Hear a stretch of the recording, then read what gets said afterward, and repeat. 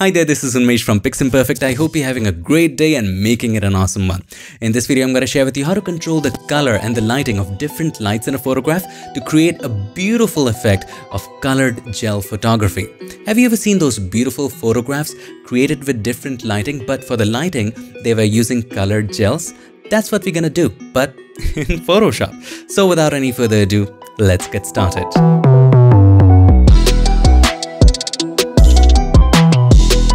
Back in the magical world of Photoshop, and if you want to go ahead and download this photo and follow along, you, my friend, already know what to do. Check the links in the description.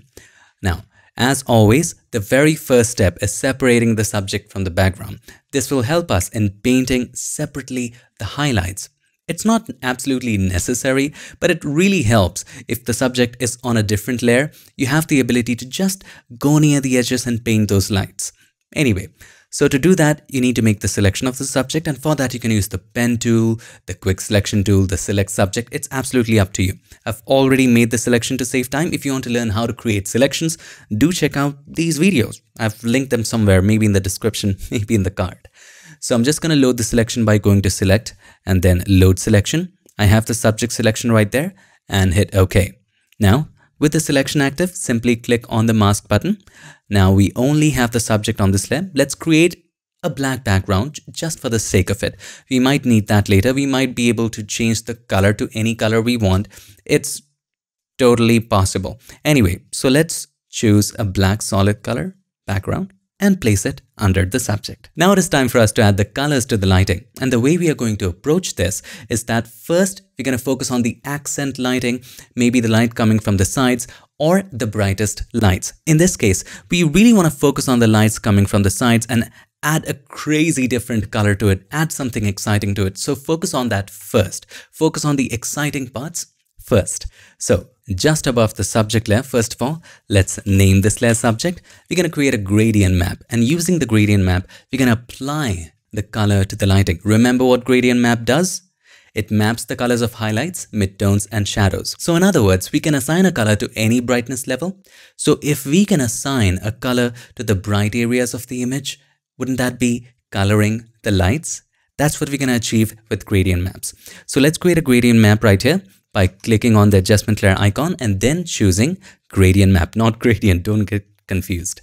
Anyway, so right now it looks like an inverted image because the shadows are white and the highlights are black.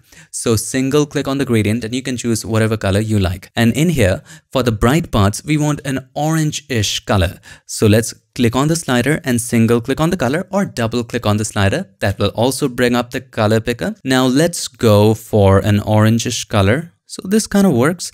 Let's go for a hue of 12. All right, and let's pick this bright orange color, right? And for the dark areas, let's leave it at black. Select black and hit OK. Hit OK. This for now looks all right. Have a look at the edges. See the lighting right over there? Isn't that fantastic? Now we do not quite need it in the dark areas. So let's take it away from there by double clicking on the right hand side of the layer, and you already might have guessed it. We're going to use Blend If. Take the slider of the underlying layer from left to right. We're going to stop right over there and hold the Alt key or the Option key, click on the slider to break it apart and take it all apart to make the transition smoother. Otherwise, it would look weird. Let's keep it at that. That way, it kind of keeps the colors in the dark areas a little more natural. Hit OK. Right now, it looks awkward. Just wait for it. Also, we don't want this warm light to fall into the background, right? Because when we change color, we don't want the background to change. So hold the Alt key or the Option key and click on the line between these two layers to create a clipping mask. That way, if the background was something else, like let's say green, right? You wouldn't keep it green, but you get the point. And if this wasn't a clipping mask, see, it's affecting the background. So we don't want it affecting the background. And that's why we held the Alt key or the Option key and clicked on the line between these two layers to create a clipping mask. That way, the gradient map is limited to the subject. Let's change the background back to black. Now it's time for us to create a cool light to complement with it. So let's create another gradient map, and don't worry about where the light's gonna go. We're gonna control and brush that in later. So for now, let's simply create a gradient map, and this time let's choose a cool light right over here. So for the right hand side, let's go for something like bluish. So something like this. How do you feel about that? a little saturated right over here. Now it does seem dark, but we can adjust this later. Hit OK. And now you can control the slider and keep bringing it to the left. And as you do, it's just simply entering into the dark areas as well. So this is how we're going to control it. So for now, let's keep it this way because there's lots of other lights we're going to build up on it, and we can always control this later. All of these are adjustment layers and therefore non-destructive. Hit OK. Alright, also let's limit it to the subject by holding the Alt key or the Option key and clicking on the line between these two. And let's name it Cool Light. Now it is time for us to do the magic. You must be wondering, how are we going to bring those warm lights around the corners back? Well, we can simply select the mask of the cool light, take the brush with black as the foreground color, just start painting these areas to bring the lights in here. That can be fun, but there's a more natural way to do this. Let me share that with you. Select the subject layer and just keep that layer solo. In other words, just keep that layer on by holding the Alt key or the Option key and click on the eye. That way all of the other layers would be turned off. Now we want to select the bright areas in here. And the way to do that again is going to select color range. And here we're going to choose highlights because that's what we're going to select. Now increase the fuzziness all the way to 100 because we want the transition to be absolutely smooth. Now let's play with the range. Slowly and gradually keep increasing it because right now if the range is very low, most of the areas are selected. So slowly and gradually keep on increasing it. Also make sure in the selection preview, grayscale is checked, which means that the areas that are selected would be white and the areas that are not selected would be black. Make sure invert is unchecked. All right, let's increase it. Even if we increase it all the way to the right hand side, we cannot see a differentiating factor between the light falling from the corner and the light on the front. So we would have to take the help of fuzziness. Now slowly and gradually start decreasing the fuzziness. And now we are able to separate these lights. Let's keep it at about 75 for now and hit OK. Now we have the selection active. Hold the Alt key or the Option key and click on the eye again to turn everything back on. Now you already might have guessed what we're gonna do. Just go to the mask of the cool layer. Alright, take the brush, take a soft round brush, decrease the flow to about 5 to 10% depending upon what works for you. I'm gonna go with 10% and start painting with black. Now it will naturally come down. If these marching ants are disturbing you, you can hide them momentarily by pressing Ctrl or Command H. Now this is not deselected.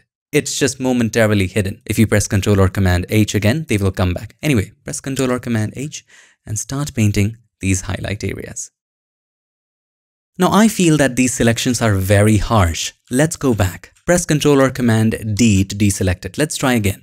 Let's just select the subject layer, hold the Alt key or the Option key, click on the eye, and then let's go to select and then color range. And just increase the fuzziness. I think this was too sharp because if you look at it, look at this area. It's just very sharp for us. So let's increase it. I think we can keep it at 100. Hit OK. And we can work with this selection. Let's turn everything back on by holding the Alt key or the Option key and click on the same eye. And now let's go to the mask of the cool light, press Ctrl or Command H to hide the selection, and let's repeat the process with the brush selected, foreground color as black, and flow according to your choice.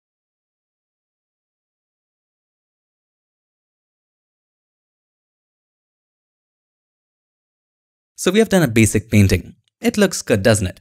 But there's something missing. I feel that we have to do some manual painting over it to make it look even more exciting and realistic. So let's do that. And this time, to be able to paint it manually, we have to deselect. We have to let go of the selection because right now it's still there. If you press Ctrl or Command H, it's still there.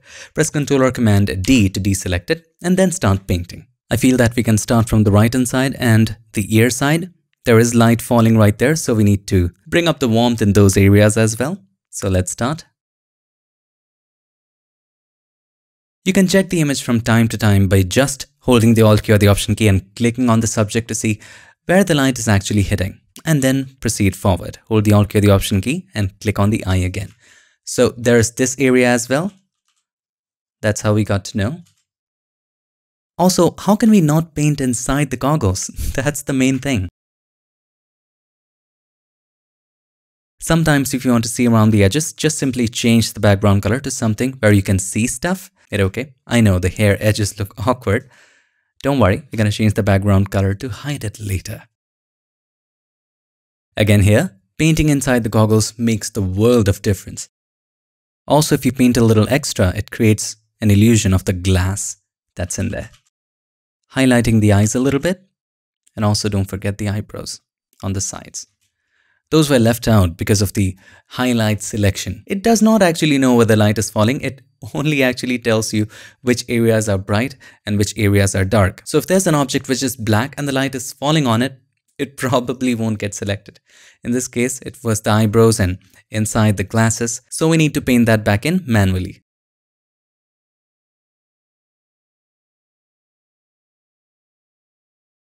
Also, actually, if you look at it, the backlight is also falling. It's not absolutely at the back for this side. It's also falling a little bit on the ear as well from the front. And to paint that better, you can also use selections. So we can come back to the subject layer, just keep that one turned on. Let's go to select and then color range. And using the highlights, we're going to do the same thing. This time, let's decrease the fuzziness a bit. Hit OK. And now, once we have the selection, we can turn everything back on, come to the mask, press Ctrl or Command H, and just start painting in this particular area. Now it looks like something. Press Ctrl or Command D to deselect, and just remove the extras. And we need to paint a little bit around the edges. That's pretty much it. Also, let's do the jacket. Just the edges. You can go with 100% flow here. Seems like we have pretty much done. Let's set the background color back to black. Hit OK. And just look at it. Isn't that fantastic? Now the left eye still looks a little weird. So for the shadow areas, we can just erase that. Alright, so now we finally have a good base to work on. Let's create some highlights. So to create the highlights, create a curves adjustment layer. Take it to the top just like this. And also, we want the highlights to be a little warm. So we're going to go to the blue channel and bring it down to add little yellow to it. We're going to go to the green channel and bring that slightly down as well to add a slight bit of magenta. And then go to red channel and bring it up. Just look at the highlights around the edge. Just focus on that and nothing else. Now that looks like something. Also limit it just to the subject by holding the Alt key or the Option key, clicking on the line between these two layers, select the mask, press Ctrl or Command I to invert it, take the brush with white as the foreground color, just start painting the highlights.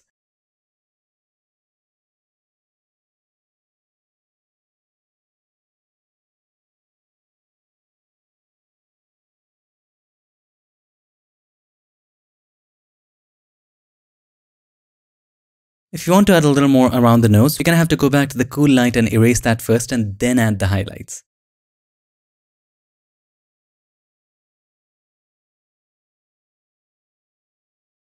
For the sides, it's fine, but for the front, we need some more highlights. We need some more shine in there. The easiest way to do that is simply create a solid white adjustment layer. So let's create a solid color adjustment layer and simply choose white, hit OK, and then double click on the right hand side of the layer. Take the slider of the underlying layer from left to right and just focus on the front areas. That's it.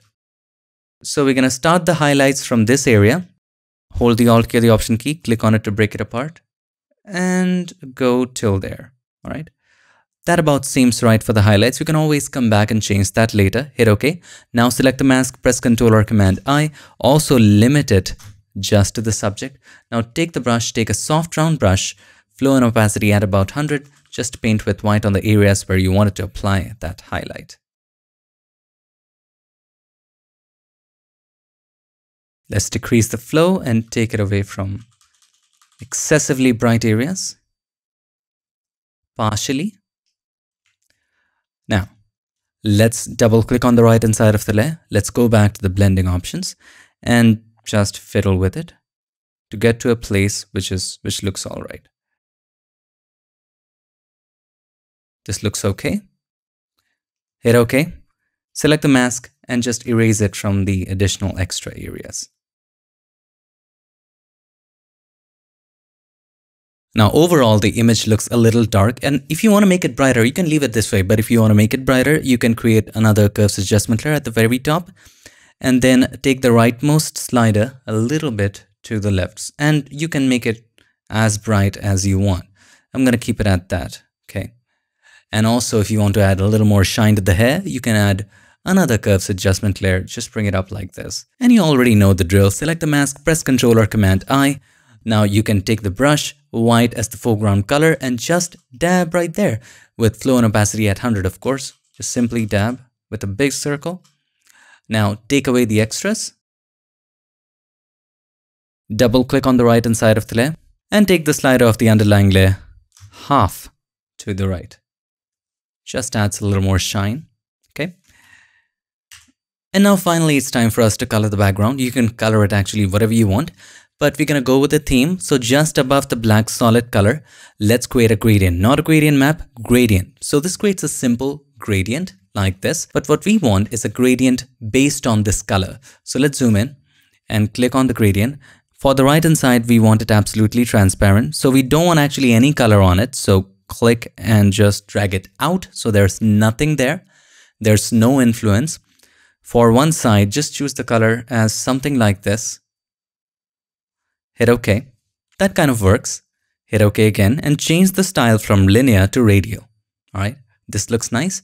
So we can change the scale from 100 to how about 150?